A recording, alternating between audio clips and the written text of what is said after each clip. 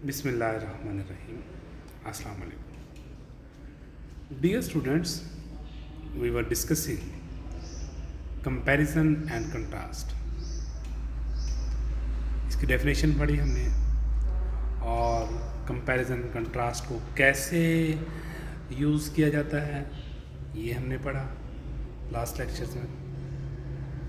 अब हम कंपैरिजन और कंट्रास्ट की जो डिफरेंट ट्रांजिशनल डिवाइसेस हैं उनका यूजेज सेंटेंसेस में कैसे किया जाता है, हम इस लेक्चर में चंद एग्जाम्पलरी सेंटेंसेस के साथ इसको समझने की कोशिश करेंगे। कंपैरिजन के लिए डिवाइसेस थी, हमने लास्ट लेक्चर में पढ़ी थी, वो यहाँ पर लिखी हुई हैं कि like, same as, similar to, both, also, similarly, likewise. इसी तरह कंट्रास्ट की भी चंद एक डिवाइसेस थी। तो सबसे पहले कंपैरिजन में बोथ, ये कंपैरिजन की ट्रांजिशनल डिवाइसेस हैं जहाँ पर एक जैसी हम पल्ला, एक जैसी खुसूसियात की चीज़ों का मवाजना किया जाता है। Both Abu Dhabi and Ajman are on the coast, कि अबू धाबी और अजमान दोनों ही कोस्ट, साहिल समंदर पर वाक़ हैं, दोनों की खुसूसियात सेम। दैट्स वाई ये यहाँ पर कंपैरिजन हो गया। नेक्स्ट है each emirates has its own health care system. हर रियासत का अपना एक हेल्थ का निज़ाम। अब यहाँ पर हर रियासत, हर, each, this is the transitional device of comparison. Next है neither emirate has a river. किसी भी रियासत का रिवर, दरिया नहीं है। ये खुसूसियात सब पर लागू है।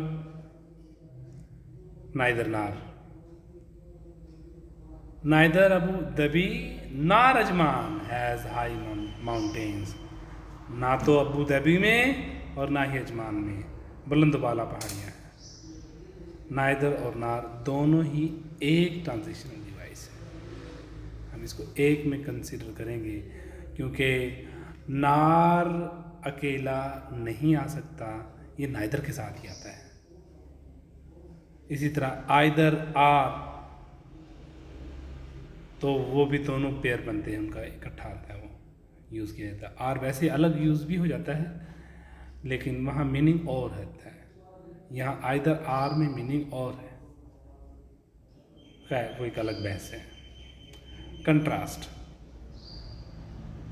कंट्रास्ट की जो डिवाइसेस हैं उनमें कहता है oranges are sweet but lemons are bitter. Orange मीठे होते हैं और लेमन्स जो हैं वो तुर्श होते हैं। Whereas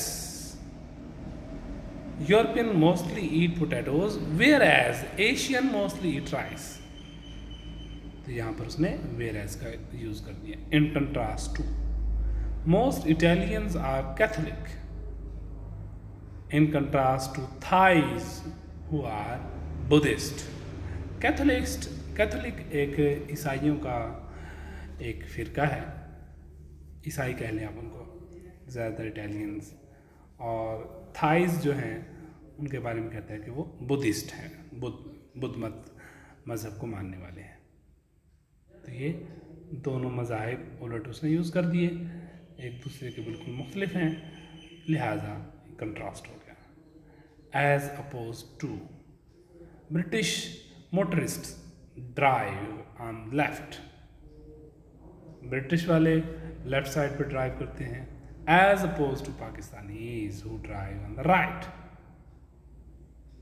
जबकि पाकिस्तानी जो है वो राइट साइड पर ड्राइव करते हैं। ये इसने गलत लिख दिया, पाकिस्तानी राइट साइड पे ड्राइव नहीं करते, बल्कि पाकिस्तानी लेफ़्ट साइड पर ड्राइव करते हैं। और ब्रिटिश या दूसरे जो ममालिक हैं, जिस तरह सऊदी अरब हो गया, तो वहाँ पर लेफ़्ट साइड राइट साइड पर ड्राइव की जाती है। तो यहाँ पर उसने इंफॉर्मेशन की गलती हो गई, लेकिन सेंटेंस ठीक है। On the other hand, the older sister wants to be doctor, on the other hand the younger one wants to be lawyer. तो इस तरह ये कंट्रास्ट उसने बयान कर दिया। तो नेक्स्ट देखते हैं।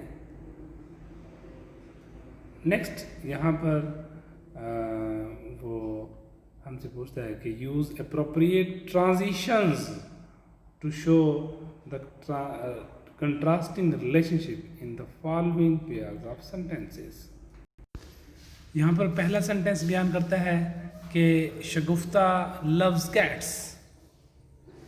शगुफ्ता को कैट्स अच्छी लगती हैं। हर हस्बैंड्स हेट्स देम, और हस्बैंड जो है वो उनसे नफरत करता है। तो यहाँ पर हम दरमियान में वाइल यूज़ कर सकते हैं, while her husband hates them. The winters in Murree are cold and snowy. Murree की विंटर्स जो हैं वो कोल्ड और स्नोई होती हैं, जबकि the summer are pleasant and breezy. जबकि वाइल हम यहाँ पर यूज़ करते हैं, वेयर एज यूज़ कर सकते हैं, are pleasant and breezy. Next कहते हैं कि Salman speaks English very well. Salman English बहुत अच्छी बोल लेता है। His wife speaks it poorly. तो यहाँ पर भी उसने कंट्रास्ट बयान कर दिया कि सलमान इंग्लिश अच्छी बोल लेता है, जबकि whereas his wife speaks it poorly.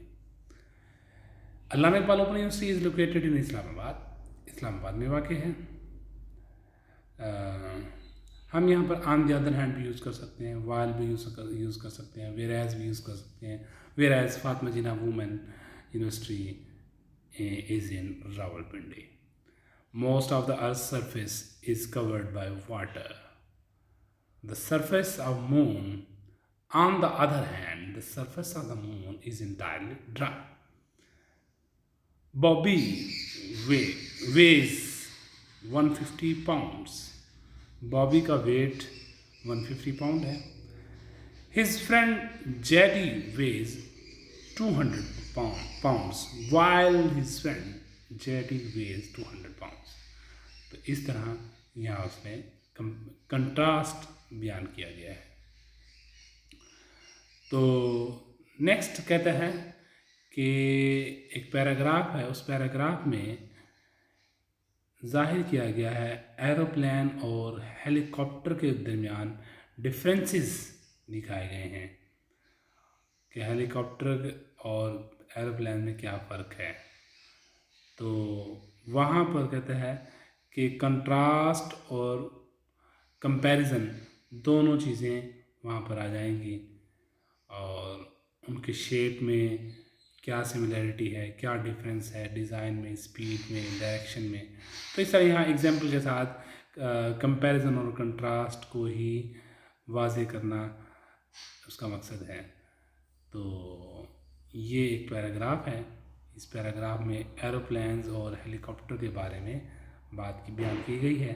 जैसे स्टार्ट में लिखता है aeroplanes and helicopters are both important, both आ गए यहाँ पर, दिस इज़ सिमिलैरिटी।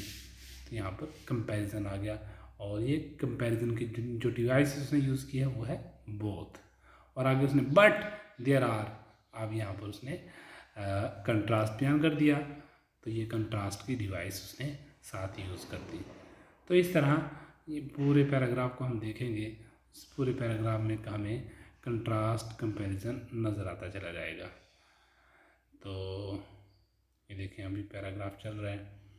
नेक्स्ट अब यहाँ पर है कि aeroplanes have long cylinder body with wings.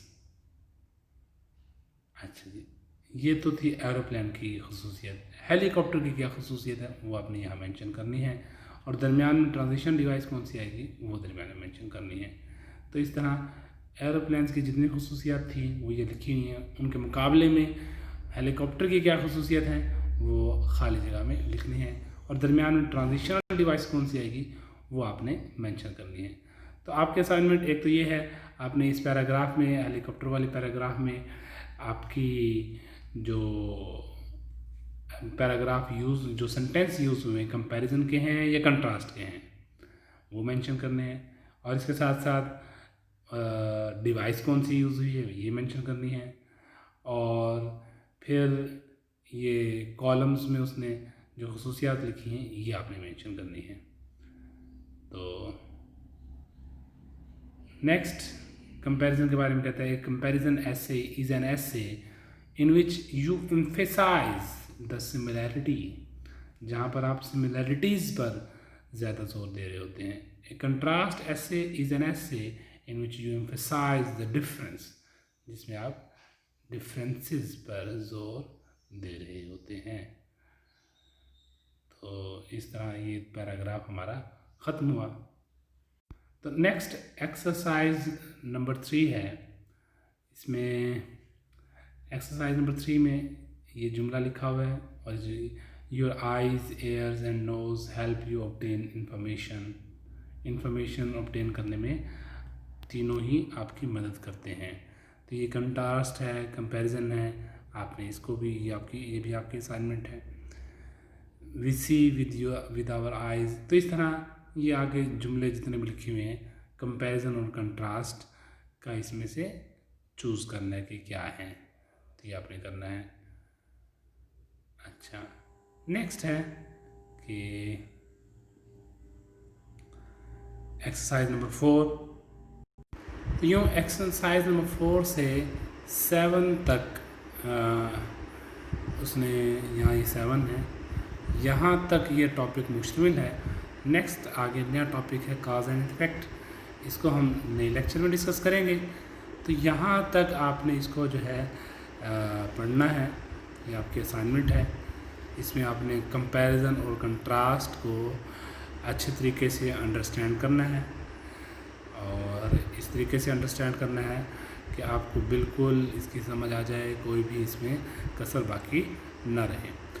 तो होपफुली आपको आज का हमारा लेक्चर समझ में आ गया होगा। इंशाल्लाह नेक्स्ट लेक्चर में हम नेक्स्ट टॉपिक के साथ हाजिर होंगे। तब तक के लिए